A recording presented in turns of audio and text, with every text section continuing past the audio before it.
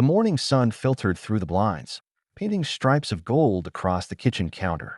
I stood there, sipping my coffee, watching Lisa scramble eggs at the stove. Her robe hung loosely, her hair still damp from the shower. She hummed a tune I didn't recognize, something soft, melancholy. It struck me then, like a pebble to the chest. When had she stopped humming our songs? Pancakes, Dad. My son Ben tugged at my sleeve, syrup already smudged on his cheek. 8 years old and perpetually sticky. Across the table, our daughter, Emily, rolled her eyes in that way only 13-year-olds can master. He'll just drown them in syrup again, she said, though her smirk softened the jab.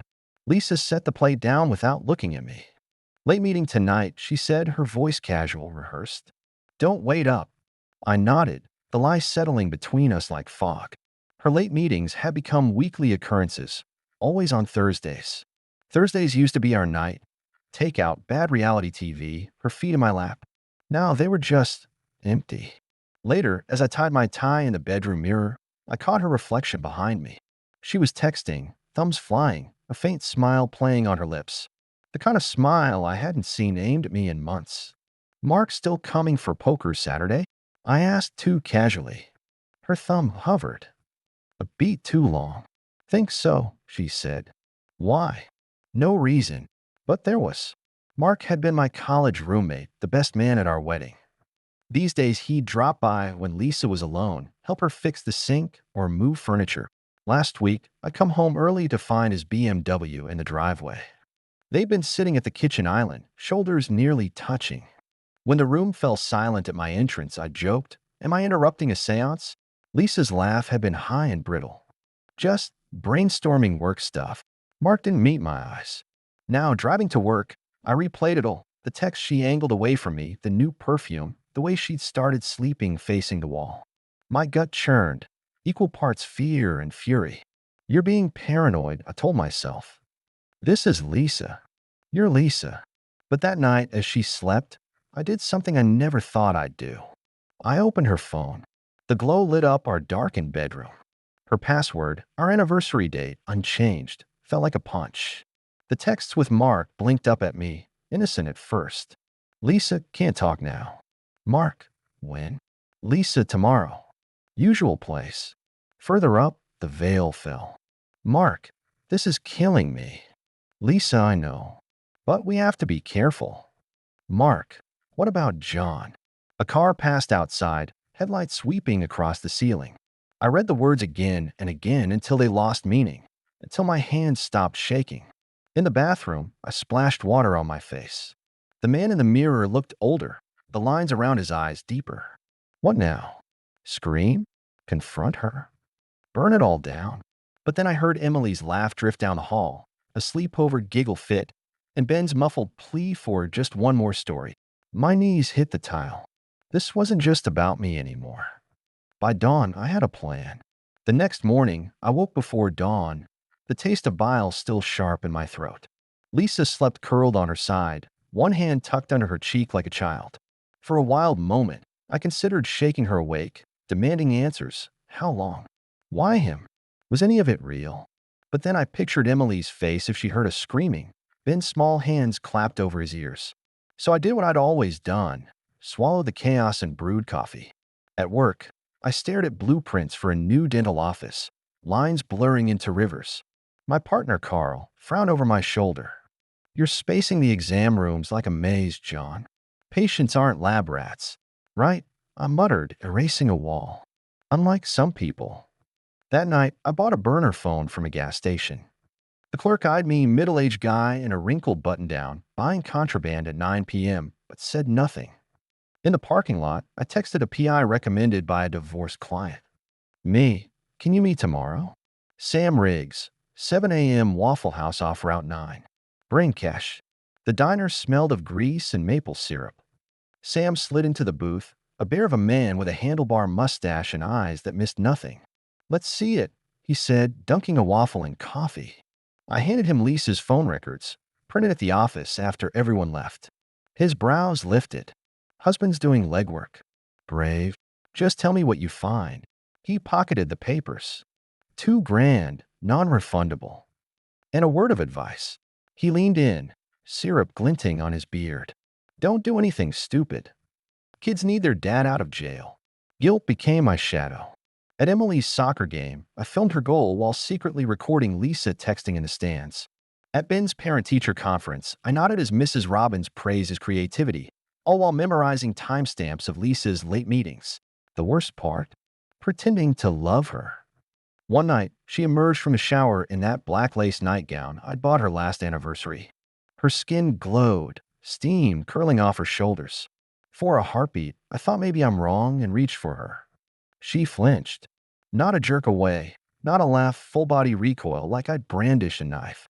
Then, recovering, she forced a smile. Tired, Han rain check? I kissed her forehead, my lips brushing damp hair that smelled of Mark's stupid cedarwood shampoo. Sure, I said. Whenever you're ready. The flashbacks ambushed me. Asterisk 20 years ago. Lisa, Mark, and me crammed in a booth at the Rusty Anchor, celebrating my architecture license. Lisa's laugh ringing out as Mark retold his disastrous Tinder date. Swear to God, she brought her parrot.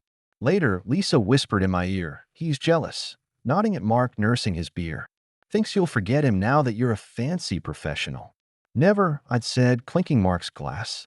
Brothers before misters. Asterisk. Now I watched that brother's Audi crawl up our driveway. Uncle Mark. Ben barreled outside, Lego spaceship in hand. Mark scooped him up, all charm. Whoa, astronaut. Where's mission control? Lisa appeared, cheeks flushed. John, I didn't know you'd be home early.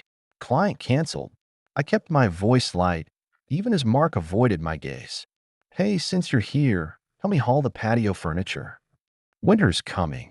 In the garage, I cornered him by the lawnmower. You okay, man? You've been distant. He palmed a wrench, fingers trembling. Just stuff with Karen, his wife of 12 years, currently posting #blessed vacation pics on Facebook. Anything I can do? A beat. 2. The garage felt airless. Nah, he said finally. It'll pass. Sam called on a Tuesday. Got your smoking gun. But you'll want to sit down. I drove to his office, a windowless room above a pawn shop. The footage showed Lisa and Mark at a motel I recognized, the same one where we'd lost our virginity senior year. They emerged laughing, her hand tucked in his back pocket. But then Sam froze the frame. Notice anything? I leaned closer. Lisa's left hand, her wedding ring still on. Not that, Sam said. Check the door. A housekeeper exited the next room, cart piled with towels. And trailing behind her, clutching a Slurpee, was Ben's karate instructor, a sinewy guy named Derek. Sam cued another clip. Lisa meeting Derek at a park, handing him an envelope. Derek nodding, pocketing it. Blackmail? I asked. Doubt it. Sam popped a Tums. Your wife hired him to tell you. Got invoices from his security company. The room tilted. All those late nights I'd spent working, really just driving, thinking, grieving, she thought I was cheating. Funny, right? Sam said bitterly. People see their own sins in everyone else. That night, I sat in the dark with a bourbon, watching Lisa sleep. The woman who'd once slow danced with me in a hurricane now felt like a stranger. Did you ever love me? I wondered. Or was I just a safe choice? Then softer. Does it even matter now? In the morning, I began drafting 2 letters, one to my lawyer, one to the kids. Both full of lies I hoped they'd never read. The bourbon didn't help. Neither did the late-night drives or the hollow-eyed stares at my office ceiling. But the truth? Truth has a way of clawing through the cracks, no matter how much you try to bury it. Sam's latest dossier arrived in a manila envelope, its contents spilling across my desk like a confession. Credit card statements showed charges for a P.O. box I didn't recognize. Hotel receipts from cities Lisa had never mentioned visiting. And then the kicker, a prescription bottle photo.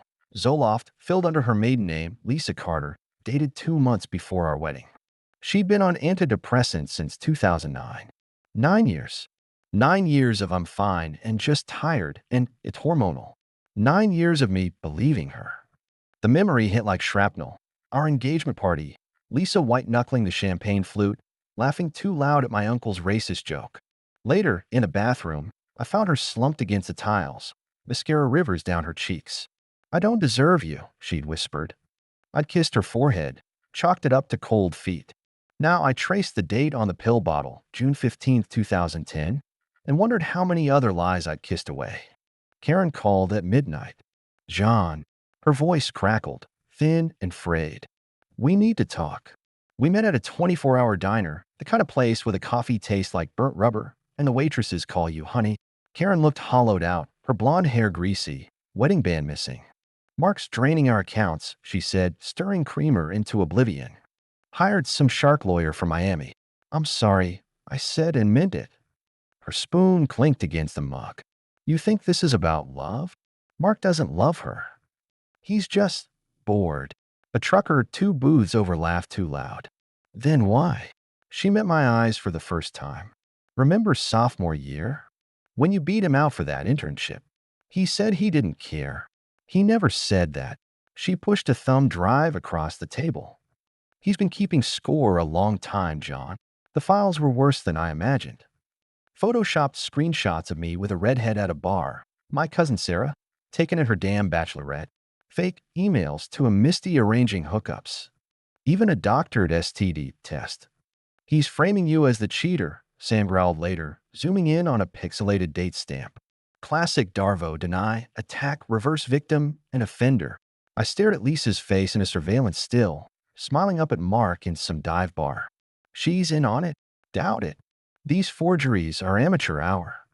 My guess? Lover boy's hedging his bets. If Lisa won't leave you, he'll make you leave her. The room tilted. All those years of friendship reduced to this. But why show me? I'd ask Karen. Her smile was a razor. Because Mark always underestimates women.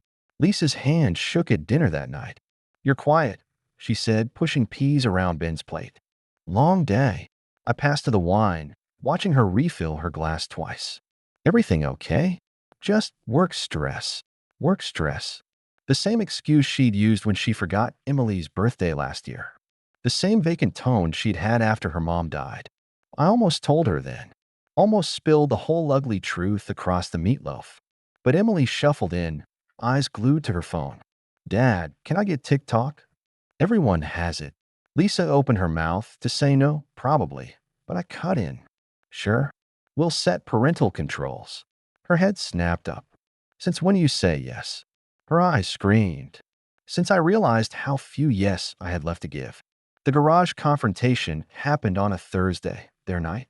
I planned to stay late at work. Instead, I parked down a block and watched Mark's Audi slink into our driveway at 7:15 p.m. They didn't even wait for the kids' lights to go out. By 8:07 p.m., Emily's window went dark. By 8:23 p.m., Lisa's phone, left carelessly on the kitchen counter, buzzed with a text. Mark, coast clear. Lisa, yes. I counted to 100. Then 200. Then kicked the front door open like a SWAT team. They froze on the living room couch, mouths red, shirts askew. Mark's hands still tangled in her hair. For a heartbeat, no one moved. Then Ben's voice piped from upstairs. Dad? That you? Lisa scrambled up, blouse gaping. John, wait. I turned on my heel, walked out, and drove to the only safe place left. Mom's grave was frost-dusted, the dates under her name glowing in my phone light. 1948 to 2017. I don't know what to do, I whispered, fingers numb around her headstone. How do I hate them without becoming them? The wind carried her answer, you don't. You love the kids harder. When I returned, Lisa was waiting on the porch, her face raw. How long have you known? I brushed past her, the scent of Mark's cologne still clinging to the air. Long enough. She followed me inside, a ghost in her own home. It's not. We didn't. Don't. I faced her, my voice steady as a guillotine. You don't get to rewrite this. She crumpled then, sobs shaking her frame. I'm sick, John. I've been. I'm broken. Part of me ached to hold her. The rest remembered the thumb drive. We're all broken, Lisa. I handed her a tissue, my wedding ring catching the light. But we don't all break promises. Emily found the thumb drive on a Tuesday. I'd hidden it in my toolbox, buried beneath rusty wrenches and a Ziploc bag of pennies Ben insisted were treasure. But teenagers have a radar for secrets. She'd been searching for my spare AirPods, she claimed, voice dripping with that patented adolescent disdain. What is this? She demanded, holding the drive like it was contaminated. On my laptop screen, a frozen frame of Lisa and Mark Midlaff at the motel glared back at us. My throat closed. Let me explain. You're spying on Mom. Her eyes widened, furious and wounded. That's illegal. I'm telling her. No way. But she was already gone, Doc Martens pounding down the stairs. The slam of her bedroom door shook the house. Lisa pounced that night, all faux concern. Emily says you've been recording me? She clutched her wine glass like a courtroom exhibit. Ben glanced between us, cereal suspended mid-splash. Like on Spy Kids. Grown-up stuff, buddy. Forced a smile. Finish your homework. Upstairs, Emily blasted Olivia Rodrigo loud enough to rattle the windows. I'm so sick of 17. Where's my fucking teenage dream? Lisa lowered her voice. She told her guidance counselor, you're controlling. They're mandated to report that, John. The thread hung between us. I studied her, the woman who'd once held my hand through a miscarriage, who'd sung Blackbird to Emily's NICU incubator. Now she'd weaponize our daughter's pain to save herself. Do what you have to, I said, and meant it. The video dropped on Friday. Mark's doing, though he used a burner account.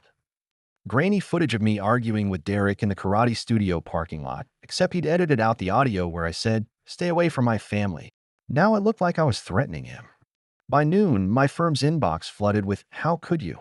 Emails from sanctimonious clients. Carl paced our office, raking hands through what little hair he had left. We're a family-friendly biz, John. That mommy blogger just canceled her $90,000 remodel. I muted my phone, 76 missed calls, and drove to Derek's dojo. He was sweeping the mats, shoulders tense. Told you not to come here. You testify. Had to. Mark's got stuff on me. He wouldn't meet my eyes. From back when I was using, the pieces clicked. The track marks I'd mistaken for scars. His skittishness around cops. He threatened your custody battle. Derek nodded, jaw pulsing. My ex already thinks I'm trash. One more strike. I handed him an envelope, Sam's dossier on Mark's offshore accounts. Sometimes the best defense is a nuclear offense. Lisa's unraveling accelerated. She forgot Ben's allergy meds, resulting in an ER trip. Left the stove on overnight. Started wearing Mark's college hoodie around the house. Then, at 3 a.m., I woke to screaming. She stood in Emily's doorway, clutching a framed photo of her mother. You knew, she shrieked at the empty room. Emily was at a sleepover, thank Christ. I guided Lisa to bed, her bones bird-fragile under my hands. She had affairs, too. Lisa slurred, vodka and Zoloft on her breath. Mom? 6 that I know of. Dad stayed, for the kids. A hollow laugh. Look how that turned out. The confession gutted me. All those years she'd mocked her father's weakness, only to become him. Why tell me now? Her tears soaked my shirt. Because you're still the only one who listens. The custody hearing loomed. My lawyer warned. Judge hates, he said, she said. We need concrete abuse. Emotional neglect counts? I asked, replaying Lisa's ER oversight. Not unless she's shooting up between PDA meetings. Then, the miracle. Karen leaked everything, the motel footage, Mark's forgeries, even Lisa's psych records, to a private Facebook group for country club wives. By breakfast, it was statewide news. Lisa stormed into the kitchen, phone trembling. You did this. I scrolled the headlines, local mom's affair sparks blackmail scandal. Emily's school photo hovered under the clickbait, her smile pixelated but recognizable.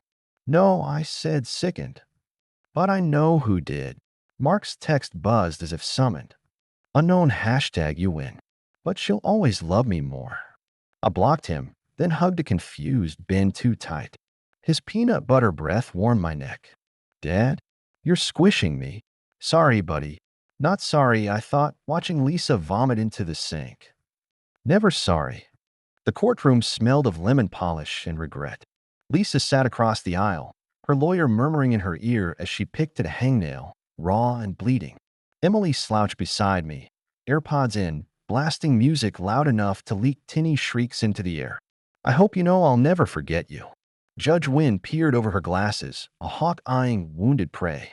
Mr. Thompson, your petition alleges the mother is unfit. Yet her psych evaluation shows no signs of, Your Honor, my lawyer cut in. We've submitted evidence of repeated negligence. The ER visit the. Emily yanked out an earbud. She forgot Ben's EpiPen. Big deal. I forget my retainer every night. The gallery tittered. Lisa's lawyer smirked. I gripped Emily's wrist under the table. Not helping. She ripped free. You're the one airing our crap on Facebook. The gavel cracked. Counselors, my chambers. Now, Emily's rebellion came at midnight. I found her bedroom empty, window open, curtain flapping like a surrender flag. Her note read, Gone to Dad's old frat house. Don't bother. Mark's frat. Of course. The drive, there was a blur of red lights and radio static. Temperatures dropping to record lows. I found her on the roof, shivering in a crop top, passing a flask to Mark's nephew. Emily. She wobbled, sneering. What, gonna document this too? Wind whipped her hair. 20 feet below, concrete glittered with frost. Please. I edged closer, palms out. Let's talk about TikTok. Unlimited screen time. Whatever you want.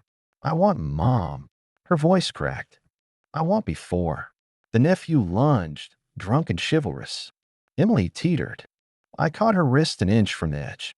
The diary arrived in a battered FedEx box. Lisa's maiden name scrawled in shaky cursive.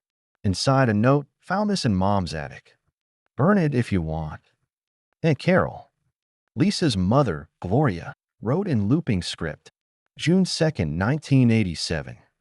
Another fight. Another business trip. I followed him to the Motel 6. Saw her red hair laugh like wind chimes. Came home and scrubbed the bathroom tiles till my knuckles bled. Emily, my Emily, 5 next week, asked, Mommy, why's the water pink? March 14th, 1991. He came home with daisies. I threw them in the disposal. The sound was glorious. September 1st, 1993. Told Lisa about the affairs. She said, You're lying. Slapped her. Regretted it instantly. Now she'll never believe me. I closed the diary, guts churning. All those years, Lisa called her dad a saint, her mom hysterical. The lies we inherit. Mark's revenge was a billboard. John Thompson, homewrecker? Call 1-800-DIVORCE. Photoshop, but effective. By noon, my firm's Yelp page drowned in 1-star reviews. Wouldn't trust him to design a doghouse. Then the text. Unknown hashtag. Still think you're the hero? I blocked it, then answered a call from a 212 area code. John Thompson. This is Clarendon. We met at the 2015 Urban Design Expo. Memories surfaced. A sharp-eyed developer who'd loved my waterfront concept. You left to start a firm in Dubai and just signed Mark Anderson as a client. Her tone iced over. He claims you're a plagiarist. Sent proof of you stealing Carl's work. I laugh, bitter. Carl can't draft a grocery list without me. Then fight back. I'll testify. Why? Pause. Let's say. I've seen his playbook before. Ben's scream tore through the house at 2 a.m. I found him in the backyard, barefoot in snow, clutching Mr. Bubbles, his mangled teddy bear. The monster was coming. Lisa stumbled out, blanket trailing. Ben, baby. He lurched back. You're not my mom. You're fake. Her face shattered. We carried him inside, his feverish head lolling on my shoulder. Lisa tucked him in, humming Blackbird, her voice cracking on broken wings. I hovered in the doorway, diary burning a hole in my nightstand. Tell her Mom's ghost urged. Break the cycle. But the gavel would fall at 9 a.m., and forgiveness couldn't be subpoenaed. Word count 1,700, 9,000 characters. Preview of Chapter 6. The custody ruling shocks both families, forcing John and Lisa into an uneasy truce. Emily's near-disaster unlocks buried memories of her own, while Ben's sleepwalking escalates to disturbing visions of the monster. A leaked diary page turns public opinion, but Mark's retaliation threatens lives. In the storm's eye, John must decide, weaponize Gloria's truth or rewrite the story with mercy. The judge's ruling was a gut punch disguised as mercy. Joint custody, she declared, with primary residence to Mr. Thompson temporarily, pending Mrs. Thompson's completion of a psychiatric program. Lisa's choked sob echoed in the courtroom. Emily kicked the bench, muttering, "Dumbest thing ever." Ben, wedged between us, whispered, "Does this mean 2 Christmases?" But the real blow came next. Parenting coordinator sessions twice monthly. And Judge Wynn fixed me with a glare. "No public discussion of this case. That includes social media, Mr. Thompson." Lisa's lawyer smirked. My revenge had been gagged. Emily's flashback hit during a Walmart run. We were in the cereal aisle, arguing about Pop-Tarts versus oatmeal when she froze. Her eyes locked on a man in a navy windbreaker, same shade as Mark's Audi. Ding. She backed into a display of Cheerios, boxes avalanching around her. He was there," she stammered. "That night at the frat house. He pushed me, the nephew. Mark's sister's kid." I knelt, ignoring the stares. "Did he hurt you?" "No." "Yes." "I don't." She pressed her palms to her temples. "He said, 'Your dad deserves worse.'" The manager offered a free box of Lucky Charms. We left the cart and drove straight to Sam's office. Ben's monsters became real. He started sleepwalking to Lisa's old studio, chanting, "Not mom's here." The child psychologist warned, "He's externalizing the conflict." Nam lets him love her without guilt. But when I found him at 3 a.m., finger painting the mirror with Lisa's lipstick, the explanation felt hollow. "She's coming," he whispered, crimson smears like tear tracks. "Not mom hates mirrors." I lifted him, heart hammering. "Why?" "They show what's inside." The words lodged in my ribs. I spent dawn scrubbing lipstick, finding Gloria's diary entry from 1994. Lisa sleepwalked again. Found her in my closet, wearing my wedding dress. She said, "I'll be better." Cut the dress to shreds after. No one tells you motherhood is loving a stranger. Mark's final play was a car. Not his Audi, a beat-up Honda with tinted windows that trailed Emily to debate club. Sam's guy ran the plates, stolen, of course. "He's escalating," Sam warned. "Guys like this, it's about power." Take his toys, he goes nuclear. I installed cameras, changed locks, and lied to Ben about a fun game of secret agents. But the true shield came from Karen. Karen, 2:14 a.m., he's broke. RS seized his accounts. "If anything happens, check the marina." The diary went viral anyway. Someone, Aunt Carol, probably leaked Gloria's entry about the slap. Twitter exploded. At Single Mama Bear, "This is why women stay silent." At Real Men Don't Hit, "Trash breeds trash." Hashtag Team John. Lisa showed up at midnight, mascara streaked. "They're saying I'm her." I let her in, the old reflex overriding logic. She hovered in the kitchen, ghost-like. "Did you know?" she asked. "About the slap?" "No." I did. Her whisper barely carried. I remembered the taste of blood, but I thought I'd bitten my tongue. The fridge hummed. Somewhere, Ben whimpered in his sleep. "Why'd you stay?" I asked. "With Mark." She touched my wrist, featherlight. "Same reason you didn't." Because we're not them. The marina was still, moonlight rippling on black water. Sam's flashlight beam caught the sea cutter, Mark's borrowed yacht. "Police are en route," Sam muttered. "Step back." But the engine roared to life, the boat lurching from the dock. Mark stood at the helm, face twisted in the glow of GPS screens. "He's headed for open water," Sam cursed. "Idiot can't navigate a bathtub." The explosion was silent at first, a flash of orange, then a fireball reflected in the waves. Sam radioed the Coast Guard. I stood numb, Karen's warning ringing in my skull. "Check the marina." Not a clue. A countdown. The explosion replayed in my dreams, a silent bloom of fire, the sea cutter disintegrating like matchsticks. By dawn, the news vans lined our street, satellite dishes pointed at our grief like loaded guns. Lisa answered the door in my sweatshirt, hair unwashed, eyes hollow. "No comment," she told the reporters, her voice steady. A lie we'd rehearsed over burnt coffee at 4 a.m., Ben asleep between us. Inside, Emily scrolled TikTok, her face lit by videos of the wreck.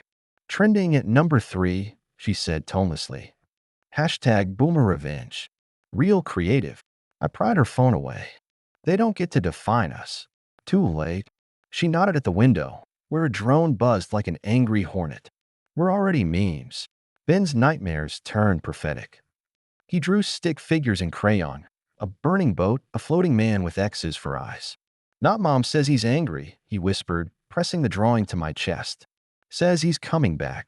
The child psychologist frowned. Children process trauma through. He knew about the explosion before it happened. I insisted. She adjusted her glasses. Children also overhear things. But that night, I found Gloria's diary entry from Halloween 1995. Lisa woke screaming about a fire lady. Next day, Mrs. Callahan's house burned down. Coincidence? Or does the devil speak through babes? The survivor washed ashore 3 days later. Not Mark, a deckhand named Javier, 19, with a broken arm and a GoPro strapped to his life vest. His footage went viral, Mark ranting about ending it, then panicking as the engine sparked. At True Crime Junkie, faked his death. Karma's a bitch. At Justice for Mark, obviously set up. Hashtag John did it. Javier's text buzzed as I packed Ben's lunch. Unknown hashtag, he paid me $5,000 to lie. Want to know the truth? We met at a bus stop. Javier's hand shook around a gas station coffee. He wasn't alone. There was a woman, dark hair, fancy coat, arguing about money. My pulse spiked. Lisa. He pulled up a photo. Karen. Emily's reckoning came via Snapchat. A video from Mark's nephew. You really thought I liked you? Uncle Mark said keep you busy while he handled your dad. She played it on loop, curled in my office chair. I'm such a joke. You're 14, I said, aching to hug her. He's the predator. She hurled her phone. It shattered against Mom's old bookshelf. Stop being a dad. Just scream. Hate them. I knelt, glass biting my knees. I do. But I love you more. She collapsed into me, sobs muffled against my shoulder. I want to go back to before. Me too, kid. Me too. Karen's confession arrived in a burner email. Asterisk John. By now you know. I rigged the engine. Not to kill him, just scare. But Mark always was a shit mechanic. Why? Because 12 years ago, he gave me herpes and called it a wedding gift. Because he took my daughter to Disneyland and told her I was too fat for Space Mountain. Tell the cops if you want. But ask yourself, who's the bigger monster? The woman who burns a bad man, or the ones who let him rot the world? K asterisk. I deleted it. Lisa found me on the porch at midnight, clutching Gloria's diary. They want me on Good Morning America, she said. Offered $50K to tell my side. The moon lit her profile, still beautiful, still a stranger. You should take it. And say what? That my mom was right? That I married my dad. Wind chimes tinkled. Somewhere, Ben murmured in his sleep. Say whatever keeps the kids safe, I said. She opened the diary to a dog-eared page. Love isn't a spark. It's the hand that smothers the flame before the whole damn world burns. She wrote that after Dad's first affair. Lisa's tears splashed the ink. I thought it was weak. I covered her hand with mine. For a heartbeat, we were us again, two broken kids vowing to be better. Then headlights swept the driveway. Black sedan. Two suits. Mr. Thompson. The FBI agent flashed a badge. We need to ask about Karen Anderson. The FBI interrogation room smelled like stale coffee and regret. Agent Torres slid a photo across the table. Karen in a Parisian cafe, laughing with a man I recognized as a disgraced senator. She's been busy, Torres said. 5 accidents in 3 years. All men with checkered histories. I stared at Karen's smile, sharp as a scalpel. You think I'm part of this? We think you're a decent man who missed the signs. Torres leaned in. She ever mention a group called Athena's Shield? The name rang a bell. Karen's charity galas, her rants about burning down the patriarchy. I'd laughed it off as rich lady angst. Now it curdled in my gut. She's not a killer, I lied. Torres tapped the photo. Tell that to the widow in Dubai. Ben's latest drawing stopped me cold. Emily's school surrounded by black scribbles, a stick figure with a crown floating above. Not Mom's friends are coming, he said, crayoning a red sky. They hate mirrors. I drove to the school, drawing clutched in my fist. The principal frowned at the childish art. Mr. Thompson, we have drills for this. We're prepared. Like you were prepared for the drone? I snapped, remembering Emily's face on TikTok. He sighed. I'll alert security. But the Real warning came via text. Unknown hashtag, check the bleachers. Lisa's GMA meltdown was primetime gold. I'm not my mother, she insisted, mascara bleeding under the studio lights. The host, Alpho Sympathy, held up Gloria's diary. But here your mother writes, I stay so my daughter won't inherit his sins. Are you? The camera caught Lisa's flinch. I stayed too long. But I'm fighting now. Cue the montage our wedding, Mark's yacht explosion, Ben's ER visit. The cheer-in blared. Cycle of trauma? Emily threw a shoe at the TV. They're making us look like the Brady Bunch from hell. The DNA results arrived in a nondescript envelope. Probability of paternity, 0%. The words blurred. Ben's laughter floated in from the yard, where he chased fireflies, innocent of the bomb in my hands. Lisa found me slumped at the kitchen table. John. Ooh. She palmed a report, tears splashing the 0%. A donor. After the miscarriages. I couldn't risk losing you. The room tilted. All these years, you let me believe. You're his father. She gripped my arms, desperate. Biology's a footnote. Outside, Ben yelled, Dad, look. The bug's glowing. I shoved past her, the truth nipping at my heels. The school was quiet, moonlit. Security waved me through, another overprotective dad. The bleachers creaked as I climbed, flashlights sweeping. There, duct taped to a girder, a mirror shard, reflecting my fractured face. Taped beside it, a note. You're what's inside. Sirens wailed in the distance. I texted Emily, stay in lockdown. Then Ben's voice, high and clear, Dad. He stood on the field, clutching Mr. Bubbles, pajamas glowing in the dark. Behind him, shadows detached from the goalpost. Not Mom stepped into the moonlight, her face a funhouse mirror of Lisa's, same chin, same arch to the brows, but older. Gone. Gloria's eyes stared back at me. And Ruth. The name clawed up from childhood. Lisa's ghost, the sister who died hiking when we were seniors. She smiled, teeth yellowed. Hello, John. Ben clung to my leg. Not Mom's sad, he whispered. Ruth knelt, her parka reeking of mothballs. I tried to warn Gloria. Men like your father, like Mark, they rot everything. Sirens wailed closer. You scared my son. Scared. She barked a laugh. I saved him. The others wanted to burn this place down. But I said, not the boy. Emily's text buzzed. Dad there in the school. Emily's lockdown drill became a siege. She barricaded the bio lab with desks, her phone flashlight the only weapon. Outside the door, whispers, Athena's justice can't be stopped. Yeah? Well, this Athena's a bitch. She hurled a microscope through the window, glass shattering onto the football field. A hand grabbed her ankle. Ing, no. Clara and Gwyn yanked her down as a Molotov cocktail sailed through the window, exploding in a shower of sparks. Karen's people, Clara hissed. They think you're part of the problem. Because I'm his kid. Because you're hers. The FBI stormed the school as dawn bled pink over the field. Ruth vanished into the woods. Ben's drawing crumpled in her wake. Torres found me clutching Ben, his face buried in my chest. She's part of Athena's shield, I said. Karen's mentor. Torres nodded. We found letters. Gloria wrote to Ruth for years. Begged her to take Lisa. The truth detonated softly. Gloria had sent Ruth away to protect Lisa from their father. The hiking accident. A lie to bury shame. Ben stirred. Dad? I'm cold. I wrapped him in my coat, my heart a bruise. Mine? Not mine. Ours. Lisa's scream tore through the hospital waiting room. You knew. The DNA report lay, shredded at her feet. Around us, strangers pretended not to stare.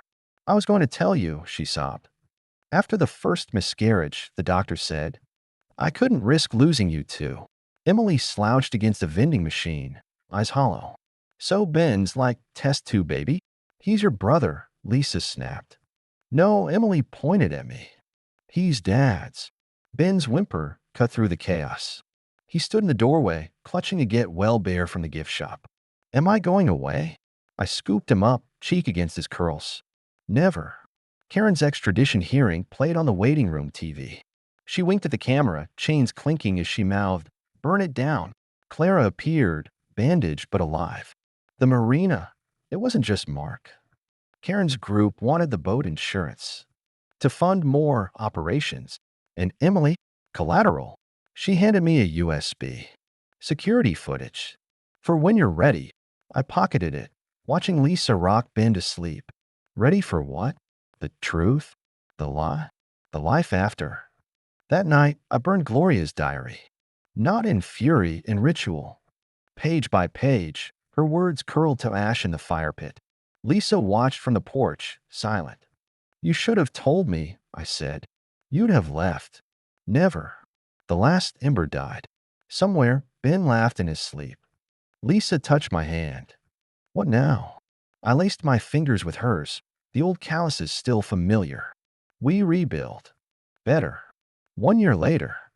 Snowflakes dusted the pine garland strung across the mantel, and the scent of gingerbread curled through the house. Ben stood on a wobbly stool, tongue peeking out as he placed the star atop the tree. Left. Emily directed, smirking as she filmed him for her now private Instagram. Your other left, dingus. Lisa caught my eye from the kitchen, her smile tentative. We'd rebuilt this piece like masons, slow, deliberate, our hands raw from the labor. The doorbell rang. Emily froze, the camera lowering. You think it's them. Vultures don't hunt on Christmas, I said, though my pulse spiked. But it was just a delivery man holding a shoebox-sized package. To Emily. From Kay.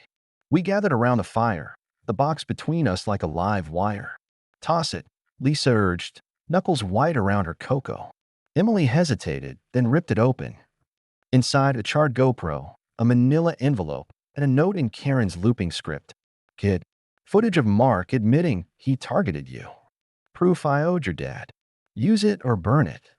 Either way, you win. Okay. Emily slotted the SD card into her laptop. We watched in silence as Mark's sneer filled the screen. Emily's just leverage. John'll crack when.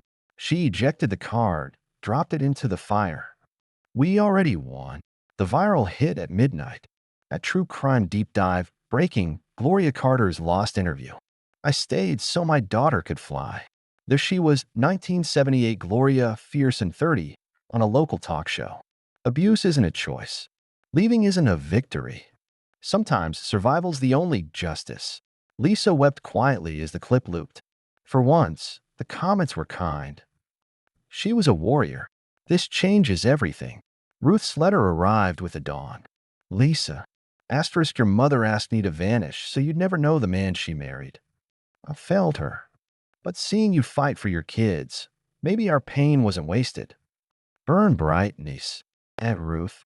Lisa tucked the letter into Gloria's urn, now perched beside Mom's photo. She'd hate that I'm happy, she whispered. No, I kissed her temple. She'd finally rest. Ben's gift was last. He'd wrapped it himself, a lopsided lump of tape and reindeer paper. Inside, a clay ashtray molded into #OneDad. Made it in art class, he mumbled. Teacher said to give it to, real dad. The room stilled. Ben, Lisa began. I knelt, cradling the hideous treasure. Best gift ever. But I'm not. Hey. I tilted his chin up, my boy with Lisa's stubborn brow, and my knack for terrible puns. You know how Mom burns every cookie? He giggled. They're lava rocks, right? And you're my kid, my favorite kid, because we choose each other. Every day. Emily fake gagged. Can we eat before the Hallmark Puke Fest? We ate by candlelight, the TV muted on a news ticker. Karen Anderson sentenced to 25 years. Outside, snow hushed the world. Ben fell asleep mid-carol, frosting smeared on his cheek. Emily slouched against Lisa, half listening as we rehashed old Christmases. The time a turkey caught fire, the year Santa ate all the cookies, thanks, Mark. Later, as I tucked Ben in, he murmured, Dad, does not Mom hate Christmas? No. She's just sad. Like Grandma Gloria was. Can we send her a card? I smoothed his hair. We'll make it extra sparkly. Lisa found me on the porch, her breath a ghost in the cold. Clara called. The FBI dropped the case. I pulled her close, or past a scar, not a wound. Merry Christmas, Lise. She pressed Gloria's locket into my palm, the one she'd sworn was lost. Inside, a new photo, all four of us mid-laugh at July's barbecue. To new traditions, she said. The first snowflake melted on our class pants.